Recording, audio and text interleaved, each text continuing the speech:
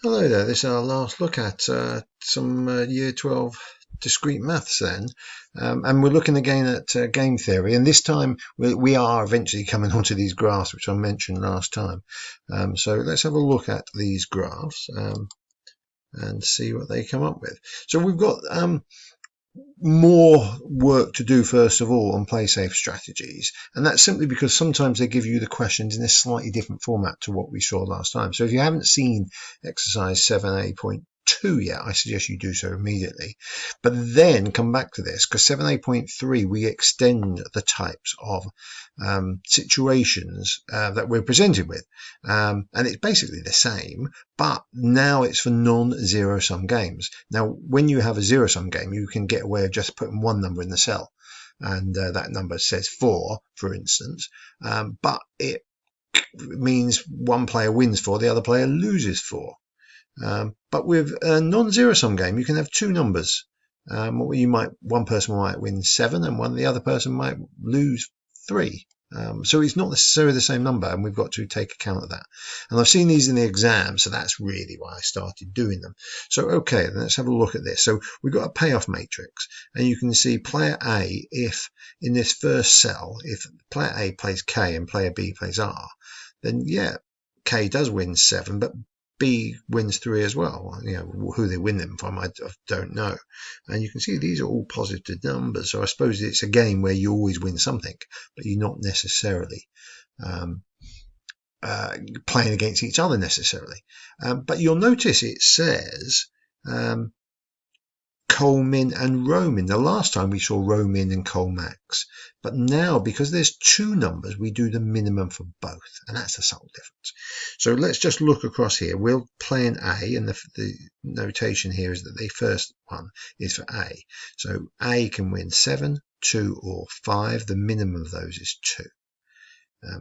If play L, it's 1, 8, or 2, so that's 1.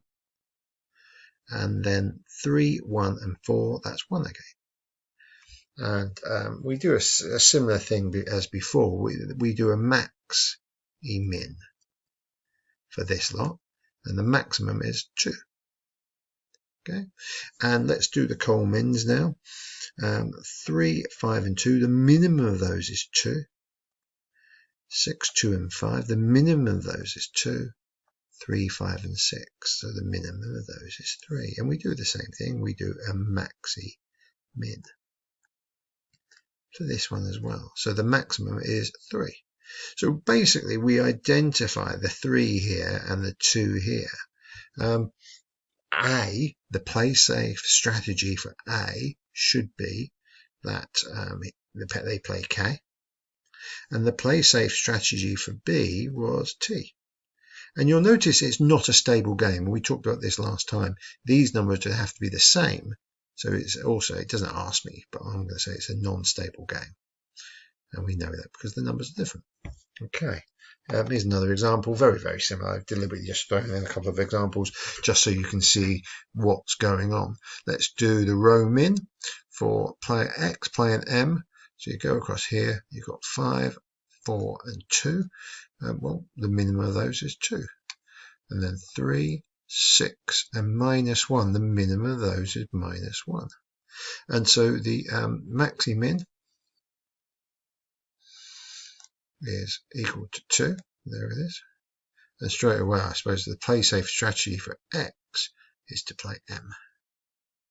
Let's do the mins, the coal mins. So 1 and minus 1 is minus 1. Minus 2 and minus 4 is minus 4.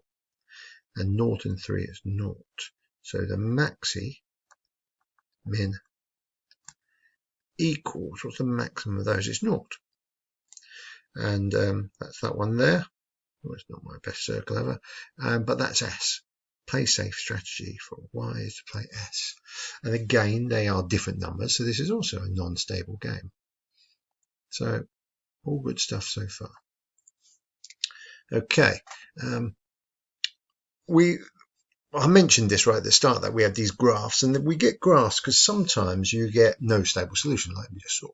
And so therefore, if there's no stable solution, people will play based on other reasons. There's not an obvious one to choose, and you might then decide that you're going to always play one way, or you might have a range of different options. I suppose now, though, the other player doesn't know necessarily what you're going to play. It's much more random. And if you do play the same thing every time, it becomes very predictable, and then the other person might start using that against you. So you just got to be a bit careful on this. But what we're going to do is we're going to introduce probability. And we're going to introduce probability because then we can start having some kind of algebraic approach to what each person should play. So you might have two options, for instance, and in these two option games that you have, you could either play A or B. Now, maybe you play A 40% of the time, and 60% of the time you play B. Or it might be better for you to play A less or A more. And we're going to try to find your optimum number, your optimum percentage that you'd play one or the other. So that's what we're looking for. So look, first of all, let's look at this. It says it's not a stable solution. So it says it's obvious. Let's see if we agree with this. Row min. Now notice this is a zero-sum game. There's only one number. So we can just look at it and go 1, 2. The minimum of those is 1. The minimum of these is -1. And so therefore the maxi min is the maximum of those is 1. That's that number there. And the col max, notice now it's col max because it's a zero-sum game again. So in the col max scenario, we'll look down here, we go 3, and we go the maximum of this is 2, and the we have to do now the mini max, remember, because it's a zero-sum game. What is the minimum of these? It's 2. Straight away then you can see, yes, it's definitely not equal, so definitely not stable. Now on the basis it's not stable, we're going to assign a probability that player 1 plays option A. And I've said here, look, we're going to pretend this is probability of P. And by definition, there's only two options in this game. Player 1 can either play A or C. And option C, by definition, your probabilities add up to 1. So the probability that the person plays C is 1 minus P. Now we're going to do this on the basis of player 1. And we're going to look at the expected payoffs for player 1 dependent on whatever player 2 chooses. Let's get a different color pen so we can read it. And the logic of this is the expectation that I would earn here 1 point for every time I play it. So if player 2 plays A, so we're going down here effectively. Player 2 plays A, then on the times I, like say P was 40%, I'd get 40% of the time I'd win a point.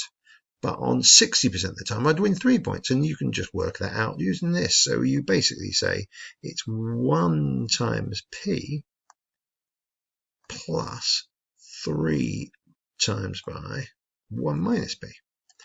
And what does that give me? That's P plus 3 minus 3P. And I reckon that is, what's that? 3 minus 2P. Hopefully I've got those right. We'll check in a bit. And what if I, instead of playing player 2 plays A, what if they had chosen B instead? Again, they've only got 2 choices as well. So anyway, so if it's still P and 1 minus P for the probability I've played, player 1 that has played A or C. So again, we can do the expected payoff for player 1, and it is the 2 this time times by the P. So it's 2 times by P plus, it's a -1 times by the 1 minus P this time. So just multiplying out my brackets, I've got 2P minus 1 plus a P. So is that 3P minus 1? Let's just see if I got those answers right. 3P minus 1, that's right. And what was the other one I said? 3 minus 2P. 3 minus 2P, yes it is. So look, what I effectively do now is I set up a graph. And I'm going to draw the graph. Now you can imagine this almost being y equals 3 minus 2x, or P. P is better because at least it's the right letter, but you can imagine it being a graph y equals 3p minus 1. And that kind of implies that I have p going across my x-axis, if you like. So let's just draw this. So what do I want to do? 0, 1, 2, 3, 4, 5. Let's put 1 there. And we'll have p going across. And you can see that's worth 0.2, 0.4. I'm just making up a scale. But obviously the probability can't go beyond 1. So that's why I know I can just stop when I get to 1. And going up here, well, I need to draw this graph, don't I? So I suppose I could draw a table of values, or I could just find a point or two. So when p equals 0 on this first one, and p equals 1, we could just work this out. So if you like, y equals 3 minus 0, well, it's 3. And when p equals 1, it's 3 minus 2 ones, which is 1. So straight away now I know that I go up to, I'm just trying to make sure I don't wreck it on the next one. I think 3 is going to be my highest number, but who knows? So I'll just do that there. So on my first graph for this y equals 3 minus 2p graph, it crosses there at 3, and at 1 it equals 1. You can see I've effectively got a straight line graph, allowing for my slightly dodgy straight line looking like that. It wasn't my best straight line ever, but you get the idea. And then I do the same thing for my other graph, and you can see you can actually use other methods for drawing this. So it crosses at minus 1. If I put in p equals 0 into this one, so for this one I get y equals minus 1, which is what I put across down here. And when that p equals 1, I could pick any numbers obviously, but I get 3 times by 1 minus 1, which is 2. So now it is there, and that's my graph. I'm just trying to make sure it looks vaguely straight. There. And what I do then, it says shade above the lines. So we are going to shade above the lines. So if I shade above the lines, I shade above both lines, and this one, shade above this one as well, and critically this point here where they cross is the point at which the value of p should be set for this player 1. Player 1 should try to play, or basically, according to me, that many times. It's like 82% or whatever it is. Now, of course, you can find where this is by doing simultaneous equations. So I could just go, well, y equals this, y equals that. I could set my first graph, 3 minus 2p, equal to my second graph, 3p minus 1. Let's see what my accurate graph should have been. I bet it should have been exactly 0.8. That moves over, I get 5p. The 1 moves over there, I get 4. Yes, I was right. P equals 4/5, or 0.8. And if I draw my graph accurately, and of course that's what you're going to have to do in your exam, you're going to have to draw it a lot better than I have, you would end up exactly, so there you go, I'm going to pretend it's exactly on 0.8, and it was never in doubt. And if I cheat a little bit, I'll get rid of this dodgy line, and no one will ever know that I drew a slightly dodgy graph. So look, in the booklet I've got for you, you've got some of these to draw. I'd recommend you have a look at them. They do come up. They come up in the exams quite a lot on the OCR exams. Again, I've looked at other exam boards on Excel, nothing at all on game theory. So other exam boards will obviously have their own peculiarities. And one little note as well I'll add, there are other things we have to be able to do, other optimal strategies we need to employ, but we look at these in year 13. In year 12, for now, we're just looking at 2x2 payoff matrices. So that's it. Thank you very much. And again, if you haven't got the book, get in contact with me. Cheers.